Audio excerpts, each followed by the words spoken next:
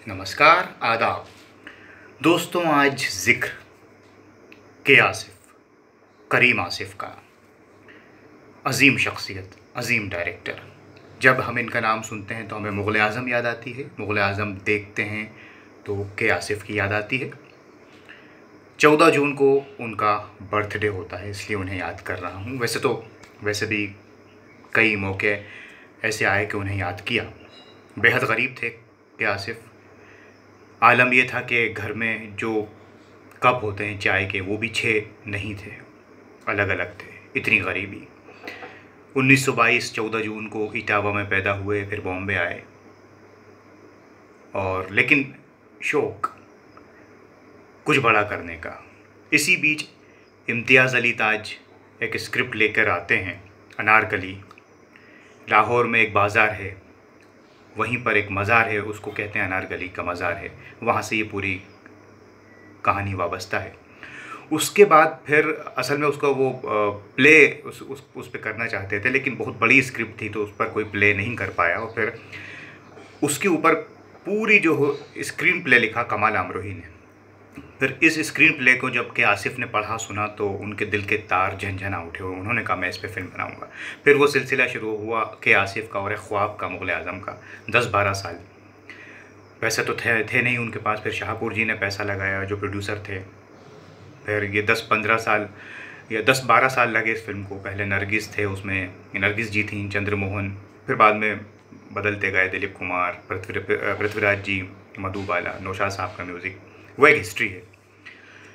तो किस्सा जो मैं आपको बता रहा हूँ वो हमारे लिए इसलिए ज़रूरी है, मुग़ल आज़म से जुड़ा है, आसिफ साहब से जुड़ा है।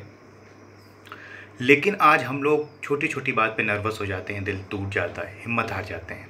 आप इस किस्से को सुनेंगे तो आप में हिम्मत आएगी। जब हुआ यूँ कि जब ये फ़िल्म बन रही थी और आसिफ बार बार पैसा लेते थे प्रोड्यूसर से, शाहपुर जी से। कभी बड़े गुलाम अली साहब को साइन करने के लिए पैसा देना है, तो कभी शीश महल का सेट लगना है, तो उसके लिए हर चीज़ को वो ओरिजिनल चाहते थे। तो यही चल रहा था और फिल्म पूरी नहीं हो रही थी। लाखों रुपया लग चुका था। उस ज़माने में 4-5 लाख में तो एक अच्छी फिल्म बन जाती थी, इसमें लाखों रुपए लग गए थे, लेकिन फिल्म कंप्लीट नहीं हो रही थी। इसी बीच एक फ़िल्म रिलीज़ होती है, अनारकली। प्रदीप कुमार, बीना रॉय, मुबारक उसमें थे। ये ज़िंदगी उसी की है जो किसी का हो गया, बड़े मशहूर गाने। Film super duper hit. वही थीम, अकबर, अनारकली, सलीम। अब जब ये ख़बर पता चली प्रोड्यूसर को, शाहपुर जी को, तो वो वैसे ही नाराज़ रहते थे आसिफ से, क्योंकि वो बार बार उनसे पैसा मांगते थे। उन्होंने आसिफ को बुलाया, डांट लगाई कि आपकी फ़िल्म कंप्लीट नहीं हो रही है, ये फ़िल्म सुपर हिट हो गई, वही थीम है, वही स्टोरी है, मुग़ल आज़म का क्या होगा। आसिफ थोड़ी देर के लिए टेंशन में आ गए, परेशान हो गए। आसिफ सिगरेट पीते रहते थे, फक्कड़ आदमी, गरीब आदमी, कुछ नहीं था, मैंने आपको बताया। आसिफ ने कहा प्रोड्यूसर से कि मुझे थोड़ा वक्त दीजिए। दूसरे दिन के आसिफ सिनेमा हॉल में गए अनारकली देखने। फिल्म देखी, बाहर निकले, सिगरेट पी, चेहरे पे मुस्कुराहट। लोगों ने पूछा, प्रेस वालों ने पूछा कि साहब आप मुग़ल आज़म बना रहे हैं, वही थीम है, ये फ़िल्म सुपर हिट हो गई, अब आप क्या करेंगे। लेकिन वो जो मैंने आपसे ज़िक्र किया कॉन्फिडेंस का, इतने कॉन्फिडेंट थे वो अपने आप में, यकीन खुद पर, खुदा पर और ख़ुद पर इतना यकीन। आसिफ ने अपने अंदाज़ में, जैसा उनका अंदाज़ था, आसिफ ने कहा, सिगरेट पी, धुआं उड़ाया और कहा लोगों से जिन्होंने पूछा, उन्होंने कहा यकीनन अनारकली बहुत अच्छी फ़िल्म है, लोगों ने अच्छा काम किया है, म्यूज़िक भी बहुत अच्छा है,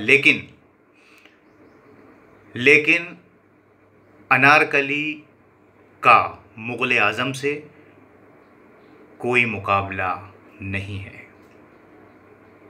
मुग़ल आज़म और अनारकली में कोई मुकाबला नहीं है, ये आसिफ ने कहा, बिल्कुल कॉन्फिडेंट हो गए, यकीन के साथ। और बाद में उन्होंने प्रोड्यूसर से भी यही कहा, और ये बात सच साबित हुई।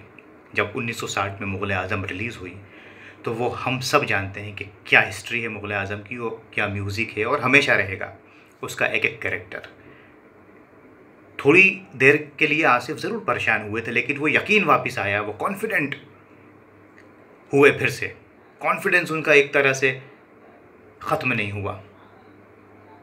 जब उन्होंने वो फिल्म देखी, फिर मुग़ल आज़म से उसको कंपेयर किया, उसकी स्क्रिप्ट को, सारी चीज़ों को, यकीन जिसको हम कहते हैं खुदा पर और ख़ुद पे। तो यही वजह है कि मुग़ल आज़म आज एक हिस्ट्री है। वैसे तो आसिफ़ साहब ने अपने करियर में 3.5 फिल्में बनाई, फूल, हलचल, मुग़ल आज़म, फिर लव एंड गॉड। उसके बीच में उनका इंतकाल हो गया और वो चले गए, लेकिन उनको एक ही फ़िल्म के लिए याद किया जाता है और वो फ़िल्म हम सब जानते हैं, मुग़ल आज़म। तो आज आपसे ज़िक्र किया मैंने उनकी बर्थडे के मौके पर, उनको ट्रिब्यूट देते हुए, ख़राज अक़ीदत देते हुए, आसिफ़ साहब के बारे में, मुग़ल आज़म के बारे में, और ख़ुद पर यकीन कितना ज़रूरी है। तब जहाँ के ऐसे शाहकार जो होते हैं वो सामने आते हैं, हिस्ट्री ऐसे क्रिएट होती है। तो ये उम्मीद करता हूँ कि ये टूटी फूटी जो मेरी नॉलेज थी आपसे शेयर की। आज बस इतना ही। खुदा हाफिज़।